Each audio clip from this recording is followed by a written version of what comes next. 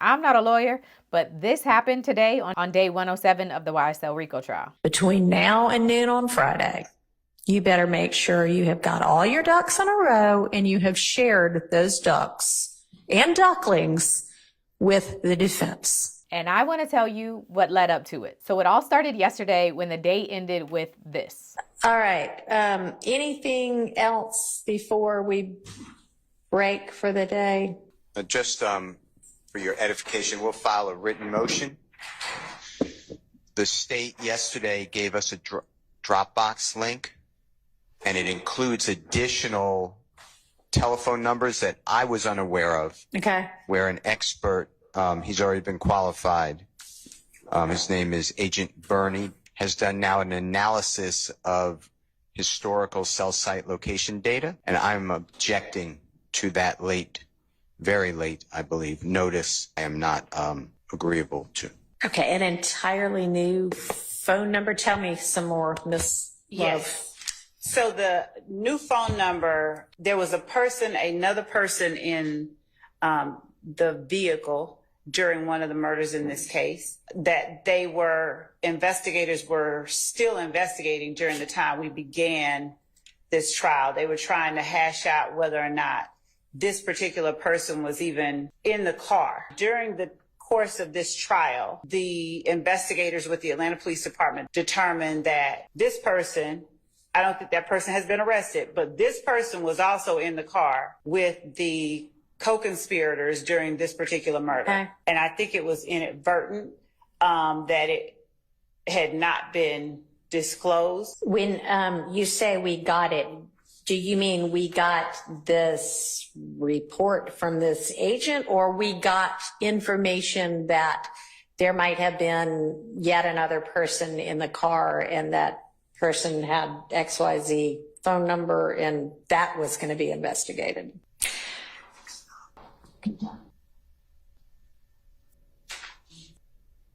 When did you find out that law enforcement believed that there was another person in the car and had a cell number that they were going to investigate with regard to that to find out whether, in fact, that was a reasonable lead? I'd like to check with another team member because I don't know the answer. So the conversation that I had with the team member most recently, like 2 days ago, was that I have to turn over these phone records. Right. I beg the court to allow me. All right. Find that out. What do these cell phone records reveal? That this person did appear to be also in the car? There's two cars. The state is alleging that there's a white car with my client and Mr. Garlington in it, and then another car with Mr. Nichols and Mr. Farley in it. And now it sounds like they're saying this Boyer phone, whoever owns this phone, was in one of those cars. And I'm inquiring what. Okay. How long has the defense known anything whatsoever about this person named Boyer? I can tell you from my understanding of the discovery, there is zero information on Mr. Boyer except one mention in a jail call. That is it. That from my whole database, I have one mention. I didn't open on him. He could be a great defense. I have no idea who this person is. Yeah. This is, potentially significant information for the defense to know about. I can't say that at the time we did openings that the police had it. I'd like to be able to say. All right, we'll find out. But there's been a long period of time between opening and now. I love how y'all save all of the bombshells for late in the day, right before we're wrapping. Y'all going, hey, guess what? So the state gave the defense a new batch of discovery, and in that discovery was this new phone number that now seems to be involved with the Shymel Drinks unaliving. That unaliving is a part of this RICO case. We just haven't gotten to that part of the trial yet. So today, day 107, starts off where they left off yesterday. And Attorney Love says they did give the defense this information back in 2022. Within the discovery that was served in 2022, the phone number that we've gotten the records for and the last name of Mr. Boyer is provided within the Sumlin-Dorsey conspiracy. And I said wiretap. There are 2 wiretaps that were gotten. This number appears in both, and the name for the number appears in the Sumlin wiretap. All right. And you produced that to the defense as a part of the Sumlin-Dorsey conspiracy package of discovery in 2022. Is that what you're saying? Yes. In the discovery served August 2022, it's folder 1, counts in indictment by act, at 181 through 182, Sumlin, Dorsey, count 55, 181 through 182, discovery 2, Dorsey conspiracy. Okay, that appears to clear up that issue. But attorney Max Sharp says not so fast. The discovery in this case, including, I call them dumps, or whatever 1 and 2 came together. And all the different additions, 3, 4, all the way up to, I think there was 13 or 12, they're divided by counts. Okay. Okay, so count 55, I believe. Is the conspiracy is connected to the Drinks murder, right? No, it's not. No? Oh. No, that's one thing. It's a conspiracy. It's count 55 in this indictment. It involves something completely and wholly unrelated from the Drinks murder. True. Okay. Basically, Max Sharp says that the state did provide this phone number, but the way it was provided did not make clear that it was connected to this unaliving, and they didn't say who the phone number belongs to. The state provides the phone number in one data dump, and then later in another discovery dump, provide the phone number again and a jail call. So that, plus the wiretaps, was supposed to make clear who the phone number belongs to. But Max Sharp says, listen to this call because nothing about it tells us who this number belonged to or that it was connected to the murder. Comes up on your screen, it says 04282022. I guess that's the date. And then it says a phone number. It says Dorsey and Boyer.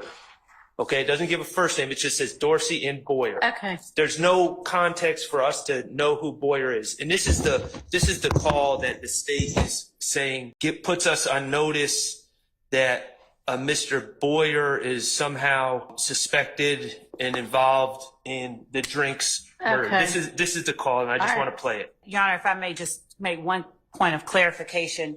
We did not represent and are not representing that the content of that call puts them on notice. What we're saying is that the wiretap, the content of the calls in the wiretap are the basis for our search at getting the records. That's okay. What put us on And the connection to the Drinks murder, but it is this service of discovery that says, hey, that phone number from the wiretap is connected to the name Boyer. Is that what you're saying? Yes, that's what we're saying. It says That's all I'm Boyer, saying. and it just says Boyer. And Attorney Love is saying we gave the defense all the pieces to the puzzle to be able to figure it out. Free call from You already know who this is.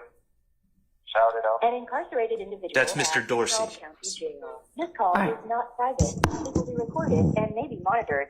You may start the conversation now. Oh, that's it. Oh, what the fuck going on? What the fuck, Blaze? I'm in traffic, so you gotta get back. Alright, I get back at you. 2 guns.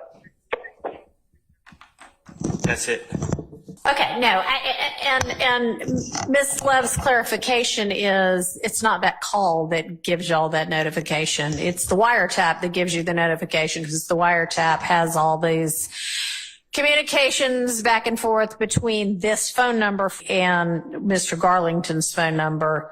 And then it's this bit of discovery that Ms. Love just told us about that says, and that phone number belongs to somebody last name Boyer. Okay, but they say they're not using it in the Drinks murder evidence anyway. So that actually, I think, takes care of Mr. Williams' motion in limine, granted, but also unnecessarily so. Ultimately, the judge sides with the defense, but because the state says that they don't even plan to use this anyway, she says it doesn't even matter. But when the topic ends, Brian still says there's more discovery that the state did not give over to them, and it's connected to the Little Wayne bus shooting. And at this point, the judge says, I see what's going on. The issue, I realize, is way late discovery is what is being alleged. Okay, let me ask you this. At the point in time when you think it might be relevant to have a plot of whatever cell phones might have been involved, would it have been possible at that point in time to share with the defense, hey, y'all, we're going to have our expert that y'all already know about anyway. Go ahead and plot this too. Yes, that would be. Yes. Okay. Why was that not done?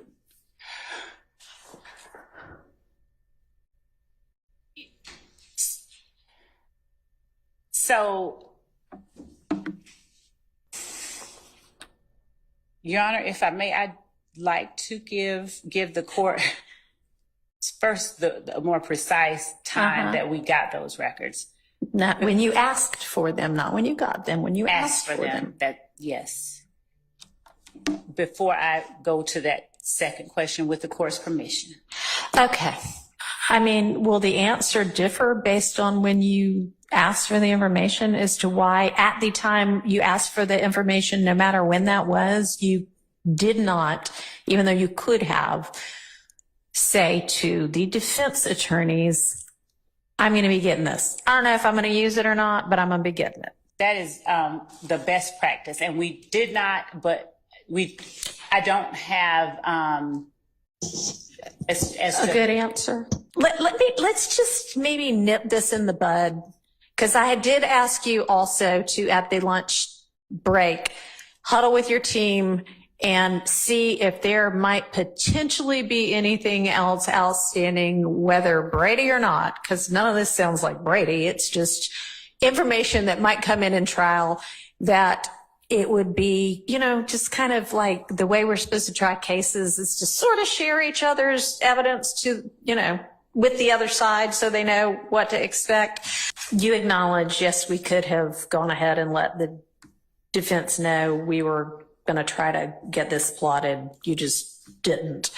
And I guess what I need to have happen going forward is that as this trial is going on, first, if there's anything outstanding like that, whether you've got results back or not, or if you're just like, after somebody testifies, you know what, this would be a good thing. Okay. Share it in a timely manner, which is like, not necessarily at the time it occurs to you, but at the time you decide to do it. Okay. Don't wait for the results to get back. Don't wait till you're going to call the person to the stand. At the time you say, we're going to do this, you give that information to the defense, okay? And then when you do get the results back, you can say, we're not going to use it after all, or we are going to use it, here's the result.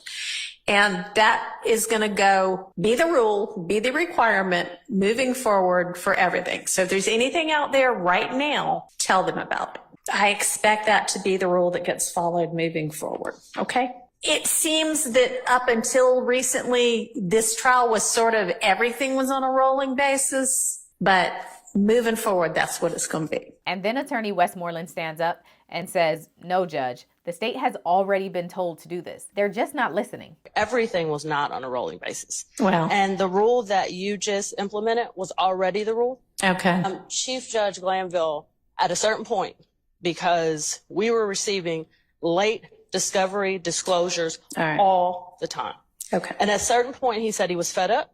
He spoke to the state. He said he was drawing the line there. Okay. And that any late disclosures after that, and he did exactly what you did today. Maybe not in those exact words, but he said, is there anything else? Okay. So he gave the state this opportunity already, and he told Ms. Love specifically that if any other late disclosure of discovery came after that date, that it would be met with remedies and sanctions. So we're here again, and I'm just asking that before you exercise patience.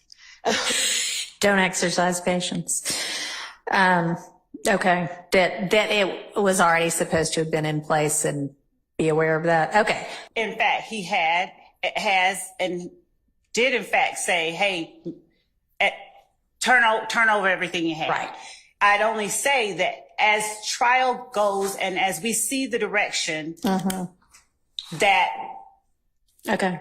Mm-hmm. I understand. Itself. Yeah. I mean, trials are kind of living things. I get that. But even if it took you 2 weeks to decide, it's now August. So you had all of June and all of July. But how is it not bad faith when you've been ordered by a court probably orally and in writing, that you need to produce things as they come into being and as you know about them. And then you don't do that. We did not intentionally keep it from them. Okay. It's So how is it that it came out on Monday or occurred to y'all over the weekend and you produced it on Monday? Is it because because y'all finally got together and said, all right, y'all, what else is there that we ought to be giving them? the moment that precipitated this disclosure. It may have been that the court, it may have been that as we were looking at 30 witnesses out and looking at Bernie. Okay. We realized, oh, Bernie. Okay. So it basically was just the court saying it's time to get organized and it's time to share the details about what your intended trial evidence is going to be that finally made y'all get organized enough to realize, oh shoot, there are some things we have not shared yet. Fair? It is the court's order that got us to do that. Okay. All right. So that is probably not bad faith. That is it being swamped because there's a lot of evidence. Essentially, what happened is because Judge Whitaker came in and told the state that she wants to know who their next 30 witnesses are and the evidence that they are going to present that's connected to those witnesses, it made the state actually begin preparation on those witnesses. And that is how they realized, oh shoot, we haven't shared this discovery. So the judge basically says, don't let it happen again. And everything that they have needs to be turned over to the defense by this upcoming Friday. Between now and noon on Friday, you better make sure you have got all your ducks in a row and you have shared those ducks and ducklings with the defense. Yes. Okay. Ciao.